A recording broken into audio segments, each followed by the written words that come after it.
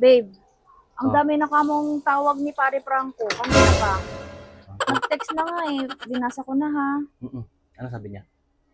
Ang sarap mo daw kumain ng kipay nung nasa Palawan kayo. Ano ba yung kipay? Ay,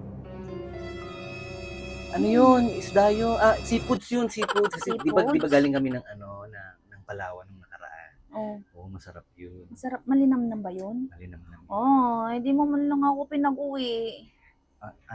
Naubos na eh. Wala na eh. Ah? Wala na. Oh, sayang. Kumain din ba si Pare Franco ng ganun? Ay, hindi. Allergic siya doon. Ah? Ako lang kumain nun. Talaga? Kipay, Kipay? seafoods yun. Wala Sa wala dito Palawan yung, lang yun? sa Palawan lang. Talaga? Oh, andali, nag-text ulit.